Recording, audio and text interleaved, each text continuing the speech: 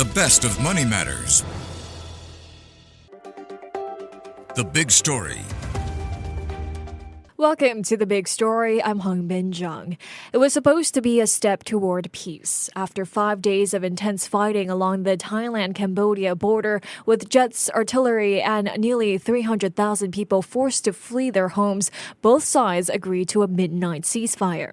The deal was struck after talks in Malaysia backed by the US, China, and ASEAN. But within hours, the truce was already in trouble. Thailand has accused Cambodia of violating the agreement almost immediately, raising fresh doubts about whether this fragile peace can hold. Cambodia's defense ministry, however, has insisted there had been no armed clashes against each other in any regions.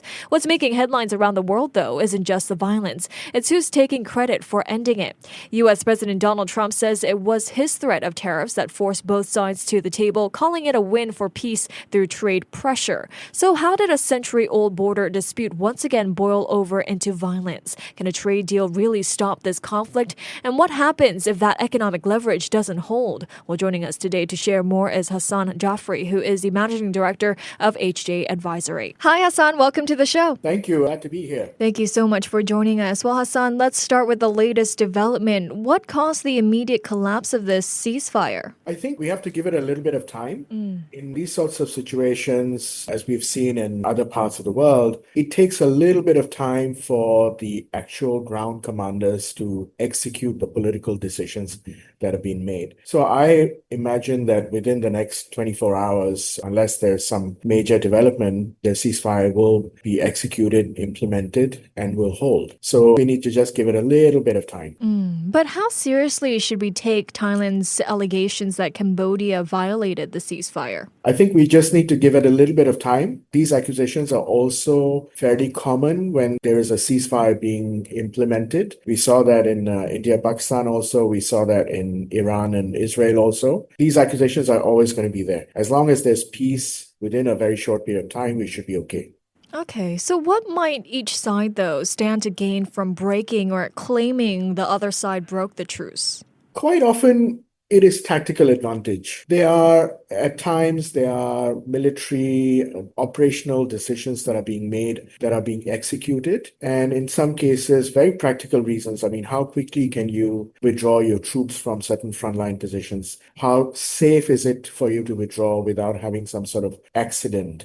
So normally what happens is once the political decision is made, it is then transmitted to the military authorities who then get the ground commanders to execute those decisions. And sometimes it's not so easy. So, for example, if you have entrenched positions on both sides of the border, the ground commanders across the border would have to talk to each other to lay out a plan of orderly withdrawal from their positions. So that's why it takes a little bit of time. Right. But I mean, this isn't the first time things have flared up along the Thai-Cambodian border.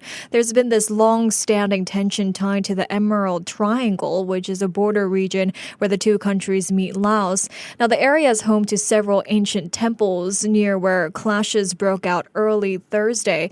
So, walk us through the deeper historical roots of this conflict. Why have these specific sites become such potent flashpoints? There are two reasons. One, there is clearly a historical and religious element to this whole issue. These are temples that have very important and reverential relationships with both Thailand and Cambodia. And they predate the current borders, the modern boundaries that we have within countries, right? This dispute, if you were to look at it from a very modern sense, if it were to be modern, started in the early 1900s when parts of the region were under French control. And there was an agreement between the French and the Siamese authorities at that time, now Thailand, on demarcation of the border. That was ambiguous. It led to the involvement on Cambodia's request of the international bodies to determine what the border should be. And it was settled, except it wasn't really settled from a Thai perspective. The Thais never really accepted decisions that were made at that point. Hence, we are in a situation that every few years,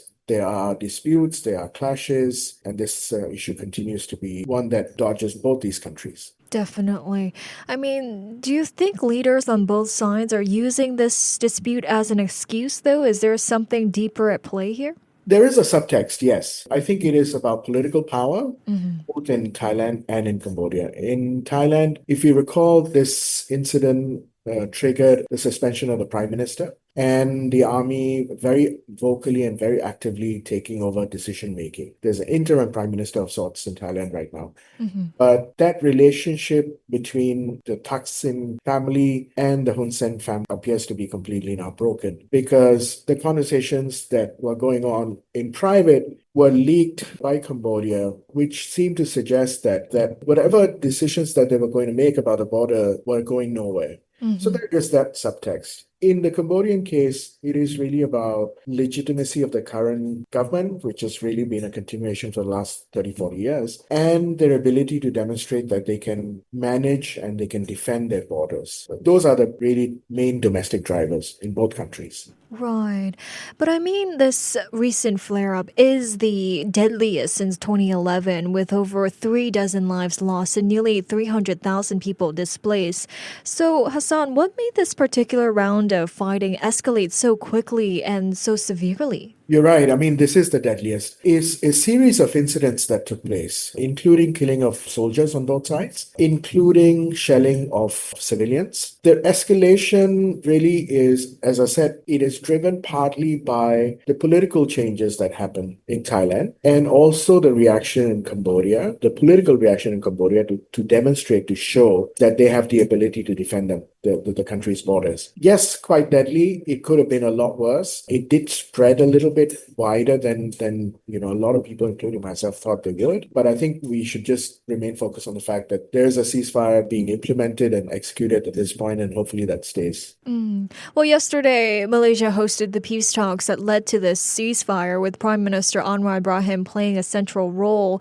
Hassan, how significant was Malaysia's involvement in the ceasefire agreement? I think very significant. In previous instances, Indonesia was the chair of ASEAN, proactively engaged the two parties to a ceasefire. In this case, Datuk Sri Anwar Ibrahim is probably one of the more respected leaders in ASEAN at the moment. And his personal intervention, I think that was very critical, that he personally got on the phone with the two leaders.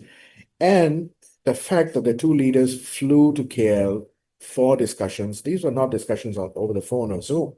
They actually flew to KL, met with the Prime Minister. That really shows that his personal involvement, his personal reputation and relationships played a very crucial role in making sure that, we are at a point where there's a ceasefire. I mean, Malaysia is the ASEAN chair this year, but, given ASEAN's usual non-interference stance, do you think it can actually mediate without being caught in the middle? Non-interference is one thing. If two countries come to a decision where they feel that ASEAN can play a role in mediating in terms of resolving an issue, I think why not, right? We have instances, for example, in Myanmar, where ASEAN is involved, although you can argue that it has no political stake in it, but ASEAN is very directly involved. In this particular case, ASEAN's role and Malaysia's role as a chair was also very important. Remember, Malaysia and Thailand share a border also. Not that there are any disputes in that border, but it is something that would have concerned Malaysia directly. So now we had a situation where the Prime Minister, as the chair of ASEAN, took a very active interest in engaging with the leaders of the two countries and then using his influence to resolve it. So I think the issue of, is this non-interference or, is it something that ASEAN can do or not do, I think we let that issue go. The important bit is Anwar was involved. The two leaders came to KL for discussions, for negotiations, and then we have a ceasefire. Right. Well, we've also seen both the US and China actively involved in this peace process, with US President Donald Trump even receiving praise from Cambodia for his decisive support. But what are these major powers really after here? Is it part of the bigger competition for influence in Southeast Asia? I think in China's case, we have to remember they are very, very close to Cambodia, as well as Thailand. But I think I would argue that closer to Cambodia than to Thailand. But their relationships are very, very deep. So if you look at the statement that the Chinese government had issued after this conflict broke out, they encouraged negotiations. They encouraged peaceful end. That was very important. Behind the scenes, as the Chinese and within ASEAN itself, there were quite a lot of very intensive informal discussions and negotiations. And I think the involvement of Chinese was quite critical. As far as the Trump administration is concerned, it is neither Thailand nor Cambodia feature very highly in their strategic roadmap for the region. ASEAN, even ASEAN itself or Southeast Asia itself is not necessarily very, but it is very encouraging to see that as a conflict developed in a part of the world which is largely peaceful, where there is a fairly intensive US engagement, either economic or political, or in some cases even the military, that they took an active interest in engaging with the Malaysians, along with the Malaysians, engaging in this to find a solution. So to me, that's a very encouraging sign. Right. I mean, Trump has also claimed credit for ending the violence by threatening steep tariffs on both countries and said he's now restarting trade talks as a so-called reward for peace. Both Thailand and Cambodia, they face the threat of 36% U.S. tariffs, while their neighbor Vietnam secured a lower 20% rate. So, Hasan, how much do you think the looming threat of these tariffs influence the timing of the ceasefire? Very hard to say, to be honest. We have 2 days left before the tariffs kick in. Cambodia had very little leverage in negotiating with the US. They tried. They neither have the clout nor the skills, frankly, to be able to negotiate something very complex. Thailand itself has also been negotiating. And while they are a little bit more experienced in these matters, negotiating trade agreements and such, even they are nowhere. So I don't know how much the two countries would have considered the threat of tariffs as one of the drivers for their decisions to agree to a ceasefire. But having said that, if a ceasefire leads to lower tariffs for these two countries, that is a very good outcome. That's a good outcome for businesses, for people, and for industry in both those countries. Right. I mean, then how much real leverage, though, does the U.S. actually have over these countries through trade? Cambodia is a very poor economy. I think we should remember that. Its relationship with the US, economic relationship with the US, is very critical. A very large chunk of its exports end up in the US.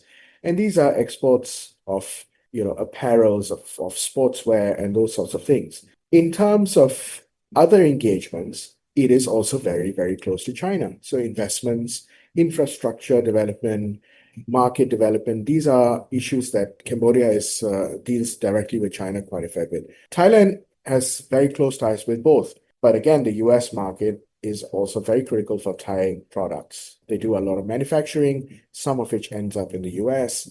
They also do quite a lot of trade and, not to forget, tourism, with the US. So important bits. I wouldn't discount those two countries, not looking as US as a critical partner. So that's where we stand. Well, I mean, we've seen Trump use tariffs like a foreign policy tool before with China, Mexico, and the NATO allies. But is Southeast Asia more vulnerable to that kind of pressure given how export driven many of these economies are? There are multiple negotiations underway in Washington as we speak, including with countries within our region. What the outcome is, we don't know. What we do know is there's a 10% baseline tariff that I think everybody would have to accept. What additional discount, from the advertised tariffs that these countries, many of the countries would end up with, we don't know. We really don't know at this point in time. Well, before we let you go here, Hassan, what else should we be looking out for in terms of this border dispute? I think we should be looking at off-ramps. These could include direct negotiations between the two countries, Thailand and Cambodia. It could include confidence-building measures, for example, withdrawing troops to borders or to positions prior to the conflict, where they were prior to the conflict starting.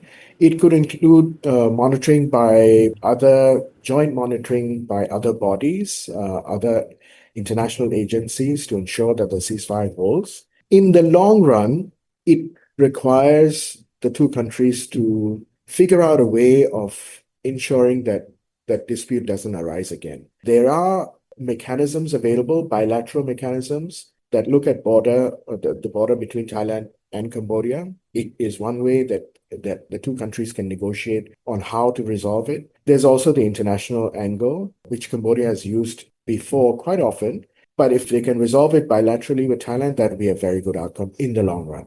All right. right. Some great insights from you there. Thank you so much, Hasan, for joining me today. Thank you. Pleasure. Thank you. That was Hasan Jafri, who's the managing director of HJ Advisory. This has been The Big Story with me, Hongbin Jeong. To listen to more great interviews, download our podcasts at audio.sg or download the audio app. That's AWEDIO, audio at the App Store and Google Play.